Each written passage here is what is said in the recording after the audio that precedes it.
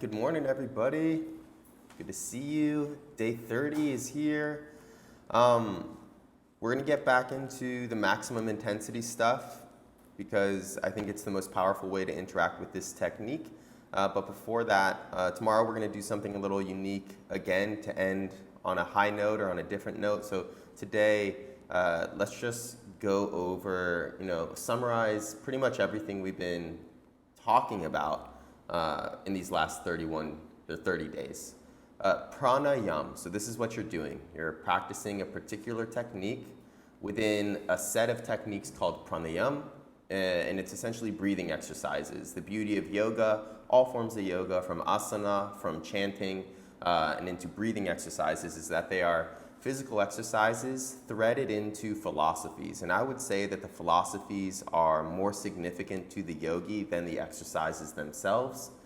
And that's because the yogi really doesn't care about the body. They use the body as a tool to access the soul or access the mind or access, a unique mode of mental activity. We can put it that way. But pranayama means prana, energy, yam, control, pranayama. But the way it's spelt, it could also be prana, ayam. And so when you break the word apart in that specific way, it is energy, ayam is to expand upon. And so when we put both of these definitions together, you come out with this idea. Pranayama means if I control my breath, I expand upon my vital energy. So check, we're definitely doing that, and there's a lot of different ways to do that. As you control your breath, you build tapas, especially with invigorating techniques. Invigorating techniques stimulate the sympathetic nervous system, and that's essentially what we're all trying to overcome. We're trying to overcome the fear and the distress and the doubt, which is a very natural response to the discomfort building up in our bodies. And so the yogis who do not care about their bodies and are trying to access ATMAN, their soul, are trying to burn up their bodies essentially. And so they're collecting all of this CO2. That CO2 is called TAPAS, T-A-P-A-S. And that's sort of it. You want more tapas to recognize Atman, or to create this separation between the mind or the spirit and the flesh. And the more time we spend in that separation, the idea is the more lucid we become, the closer we get to DHARMATA, to the true ground of being. And the idea above that is because we are all wrapped up in Maya, we are wrapped up in our perceptions of the world, in our misperceptions of the world, more clearly stated, and contained within this constantly sort of solidifying or narrowing field of experience. And so as yogis, as meditators, as people who just like to play with these experiences, there's this huge dimension of adventure that we're looking for another way of being. We're looking for another perspective. We're looking for something that we can't perceive with our senses, but we can perceive with our perception itself. So it's super cool. So listen to that again if you feel like it, but that's essentially what we're doing, and KUMBHAKA, again, is a really powerful technique amongst them. Within KUMBHAKA, there's this theme of sacrifice, last little bit. Sacrifice in general is proven. It's validated through statistical analysis. Those that are willing to make sacrifices live better lives, at least through their own perceptions of their lives. And so for this reason, KUMBHAKA is elevated up the ranks of all breath techniques. It's the first written breath technique to be sort of shared through text. And it's sacrifice. We are sacrificing the upper life breath, right? The inhale, it pulls us from wherever we came from into the world. You sacrifice the upper life breath, and you sacrifice the nether life breath. The nether life breath is our exhale. It's the last breath we have on this planet, and it will take us into the other side. And so in the Bhagavad Gita, it's written, sacrifice the upper life breath, sacrifice the nether life breath, and then you will achieve great power. And so today, I just want you to maybe think about that while you're participating with your exercise. Every inhale and hold, every retention is the sacrifice. The more you can sacrifice, the more you will be rewarded. And with that faith, you'll push your technique a little bit further. Super cool. So let's get into this. We're going to add a couple ohms today at the beginning of the session just to help you feel that vibrational sensation. Technically, you want to try to feel those echoes, right? Those memories, those physical memories of vibration as you hold your breath. And you'll find that as the CO2 builds and the body starts to shudder in a response, the nervous system starts to pulse a bit more intensely in response, that you can associate pleasure with that CO2 buildup, and that's a really good moment for you. Then we'll open up with a little duk after the ohms, get into our breath retention, right off the bat, maximum intensity, and then coast into some mindfulness, essentially, thinking of kaivalya, thinking of your aloneness. And this, at the end of our challenge, is the ritual, and as always, I hope you carry it forward, that this is only the beginning. Cool, we got 25 minutes to work. Happy day, let's get going. Strong seated position.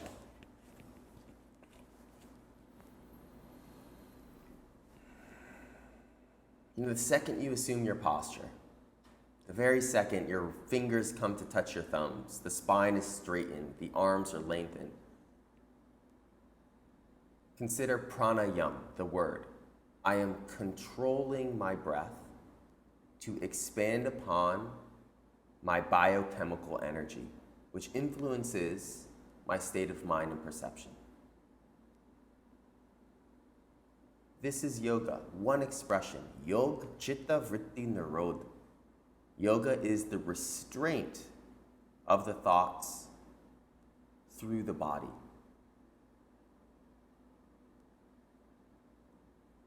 Slow down your breath, breathe deeply into the stomach. And you're going to let out about 3 ohms. No kumbhaka, just inhale, exhale om. Inhale, exhale om. And feel the resonance vibrate in your chest, throat, and face.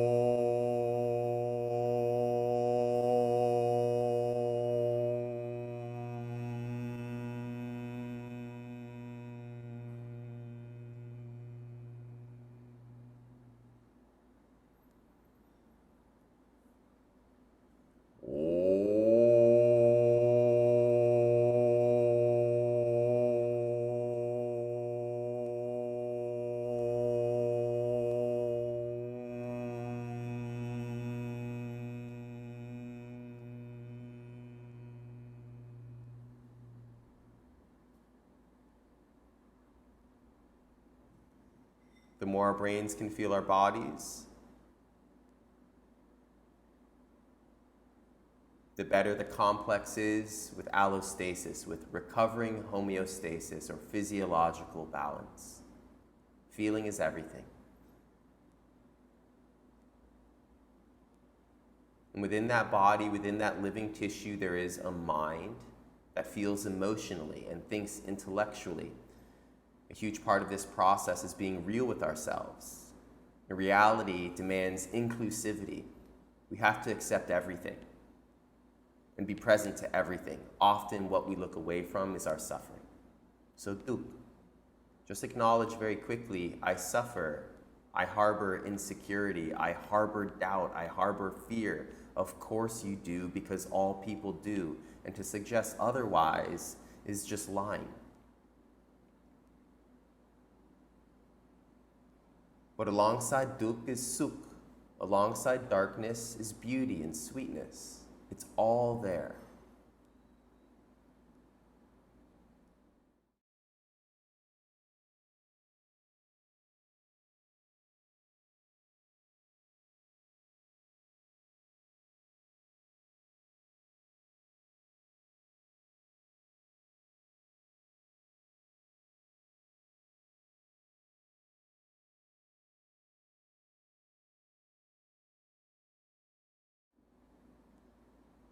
And so we don't need to linger in the acknowledgement of duk.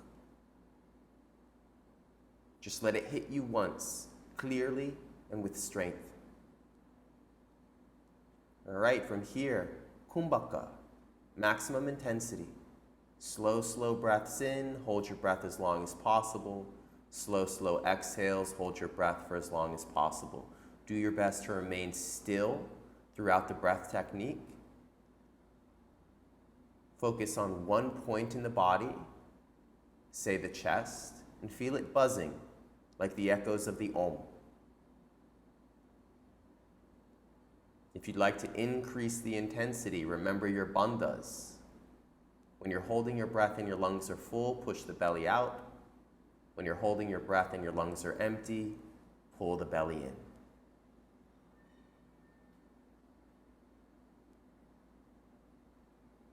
Last technique to stack on the whole process, visualization.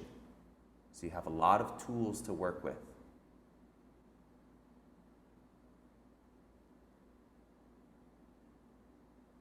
Enjoy yourselves, push yourselves, collect your energy, build up your consciousness. Good luck.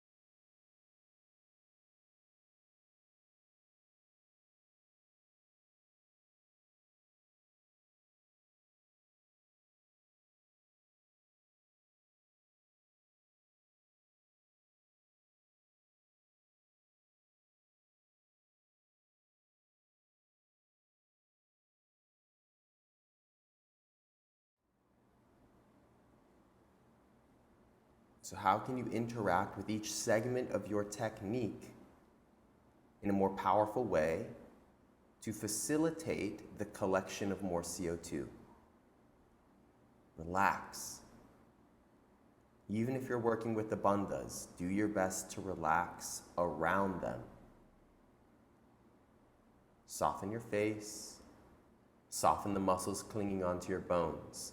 Now anchor the mind into one particular point. Center of the chest is good. Stomach is good. And attempt to feel either nothing or the buzzing and tingling.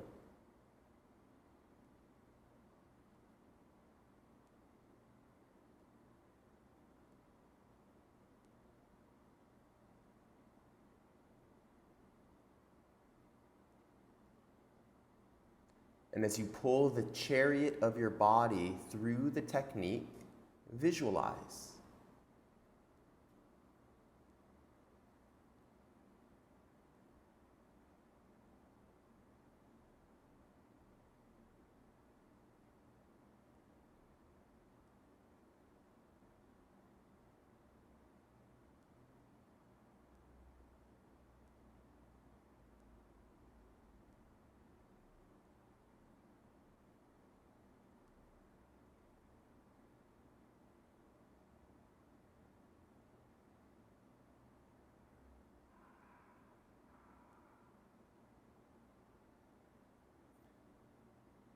And so you are the rider in the chariot, commanding the driver, the mind, through the intellect to take control of the senses and the body. Stay relaxed, more relaxed than you're used to. Focus on that.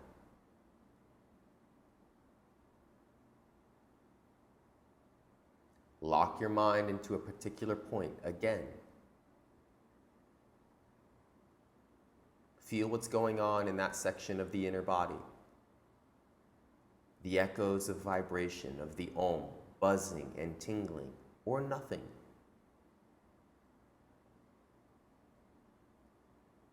And while you run through the technique's 4 segments, visualize at the same time if you must.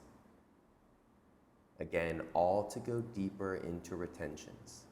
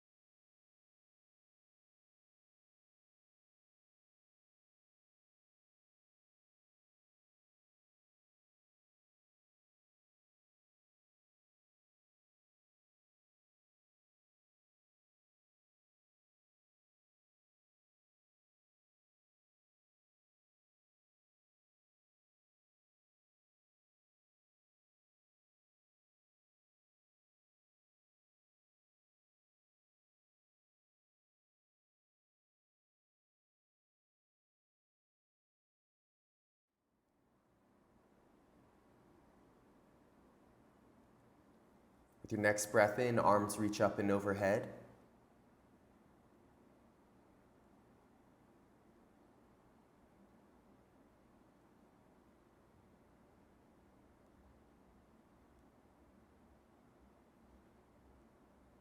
Do your best to sit up tall.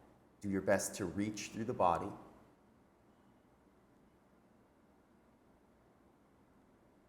The aim of this new shape is to provoke you.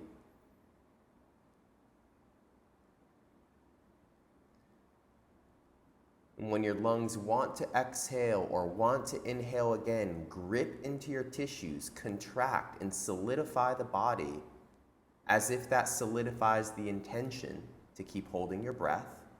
Fight for it. And still tiptoe deeper into your retentions. A few rounds here. I would suggest you all work with your bandhas at this point. Antar Kumbhaka, when your lungs are full, push your belly out. Baya Kumbhaka, when your lungs are empty, pull the belly in.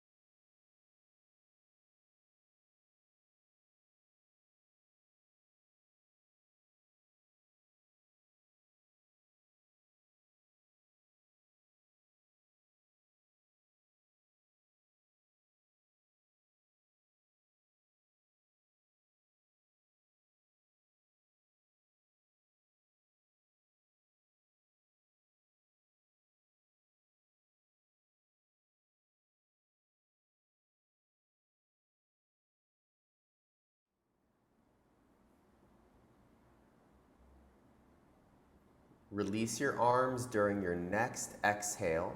Dramatic grace. Move very slowly, very intentionally. Your hands fall to your knees like flowers, fingers like petals.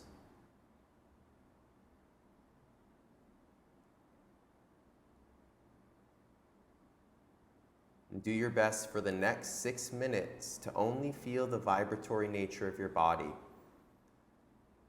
A trick to do this is to chant the Om in your head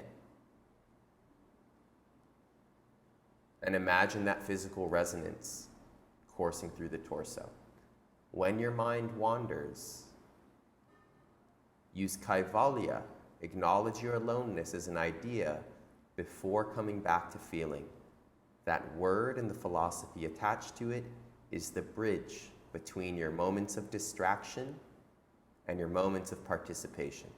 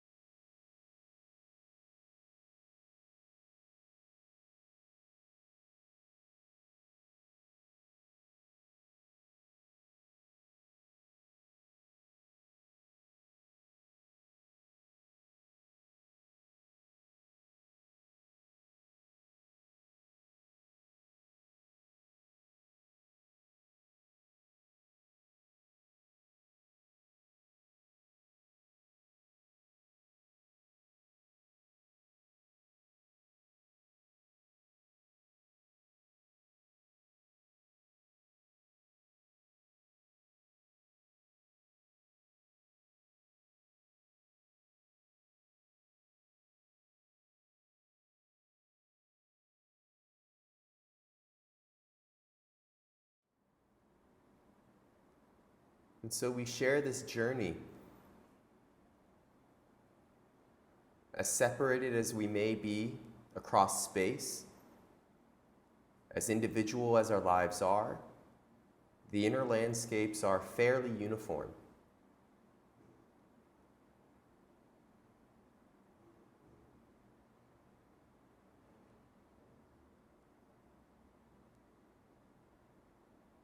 Acknowledge that you moved through fear, you moved through discomfort, you moved through anxiety while holding on to willpower, while holding on to patience, while holding on to sentience. You mobilize the body in a unique and specific way to mobilize the mind. And now here you are. And the whole process has internalized you and pulled you into your physical and mental nature. Now externalize. Like a bow being drawn back and then an arrow being released, listen to your room. Listen to your day. Listen to your moment freely. And appreciate that all of that orbits you. It orbits the self. It orbits something that is always there and will always be there, even when the body is gone, even when the mind is gone. This is the core faith of yogis. Just listen. Be happy. Be fulfilled.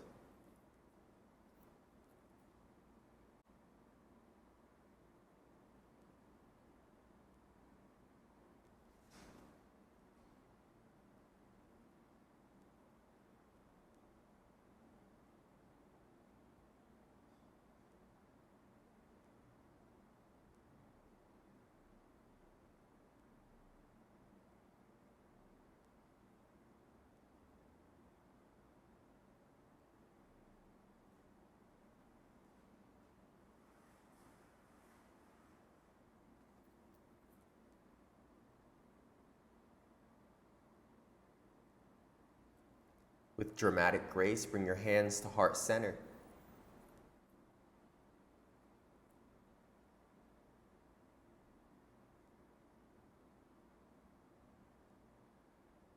Still listening to the environment around you. Appreciate that existence, the physical material world, the whole of the universe, from atoms to cells to animals to stars, is counterbalanced with consciousness. And when we are aware of both, especially that counterbalance, our inner consciousness, everything seems to organize. And so now in this moment, it's just you, consciousness, and a physical dimension. Layer upon layer upon layer of changing, flowing reality. Atman, the innermost, and Brahman, the world.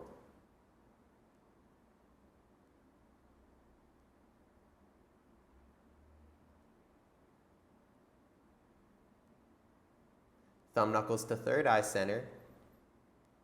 As always, technique, just feel the tingling and feel the buzzing. Feel the common denominator.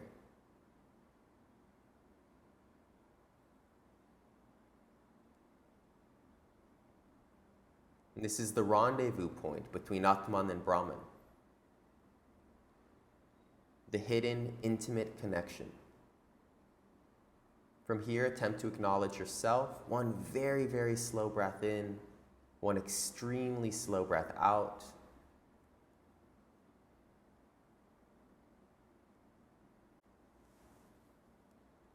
With that, release your wrists to your knees.